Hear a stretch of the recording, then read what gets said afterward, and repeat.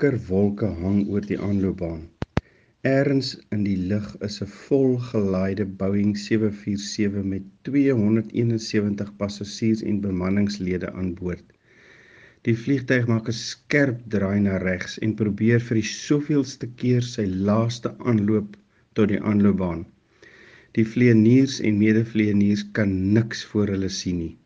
Die kaptein kyk na die instrumente voor hom terwyl die vliegtuig waardevolle hoogte verloor. Sy handpalms is nat gesweet op die stuurstang, soos wat hy die vliegtuig op die voorgeskrewe roete probeer hou. Nie volgens enige sigbaarheid nie, maar net op dit wat die radar en instrumente vir hom sê om te doen. Die enigste leiding kom vanaf die baken op die berg, wat 'n radiosein deurstuur om hulle werklike posisie aan te dui. Sonder dit is die landing gedoem tot disaster. Die jong medevlieënier het sy oog op die hoogte monitor en hy moet dit hardop vir die kaptein uitlees soos wat hulle hoogte verminder. 1000 voet, 900 voet, 800 voet, 700 voet. Hy wil graag deur die venster kyk om te sien of daar enige iets sigbaar is wat hulle 'n aanduiding sal gee dat hulle werklik in lyn met die aanloopbaan is. Maar sy onmiddellike taak nou is om die verskillende lesings vir die kaptein hardop te lees. Die vlug was 16 ure lank. Almal is moeg. Hulle het sterk wind van voor gehad. Die turbulensie was so erg vir omtrent die helfte van die vlug. Nadat hulle vir omtrent 'n uur gesirkel het om die lughawe te sien en geen sig daarvan kon kry nie, gaan hulle maar weer probeer land. Hulle het feitelik die laaste brandstof wat hulle gehad het opgebruik. Stortreën word soos emmers teen die neus van die vliegtuig uitgegooi. Die kajuit voel soos 'n klein donker kamertjie, soos die spanning en intensiteit meer word. Die vliegtuig is op auto landing. Dit word absoluut gedryf net op die posisielyne wat vanaf die baken op die berg ontvang word. Die vliegtuig se instrumente korrigeer homself voortdurend soos die storm dit van koers afdwing. Nog 'n keer gaan die medevlieënier deur al die instrumente. Kyk of daar nie enige iets is wat dalk nie korrek is nie. Die hoogtemeter is nou al minder as 400 voet en verminder baie vinnig. Steeds kan hulle niks voor hulle sien nie. As al die instrumente korrek is en die GPS-koördinate van die baken op die berg en die vliegtuiginstrumente korrek is, kan niks fout gaan nie.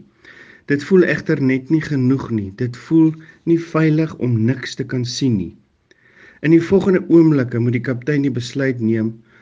Hy sal of sigbare kontak verklaar en die vliegtuiginstrumente oorneem en dit manueel land, of hy moet die reuse swaar stuk metaal wat besig is om baie vinnig afwaarts te gaan, sy afwaartse momentum verander en die landing weer herprogrammeer in 'n opstyging. 300 voet, 200 voet, steeds geen sigbaarheid van die aanloopbaan nie, net wolke en reën en sterk wind. Die medevlieënier sit sy hande op die agterkant van die handvatsel en voel die knoppie.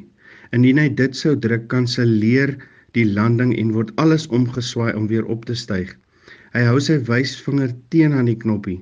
Steeds lees hy die instrumente hardop vir die kaptein. Met die lees van die 100 voetmerk kom daar 'n ruk en 'n harde slag. Die vliegtuig druk deur die lugleegte uit die wolkmassa. Die medevlieënier sluk, ruk sy hand van die handvatsel weg.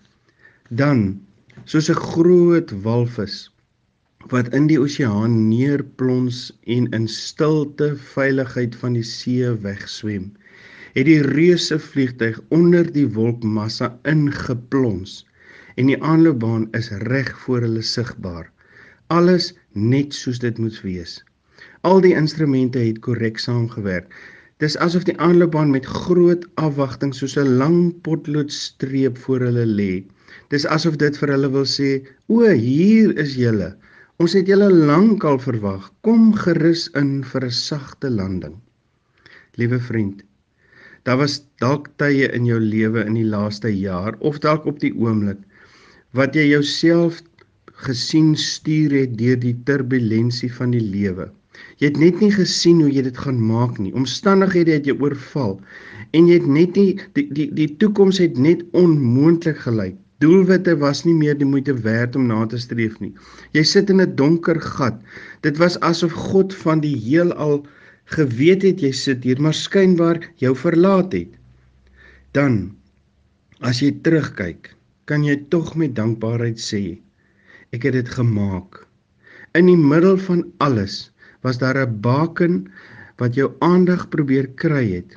Daar was koördinate wat jou verseker het dat jy op koers is. Jy moes dit net in geloof raak sien en daarvolgens handel. Hebreërs 11 vers 1, om te glo is om seker te wees van die dinge wat ons hoop en oortuig te wees van die dinge wat ons nie sien nie. Geseënde naweek vir jou.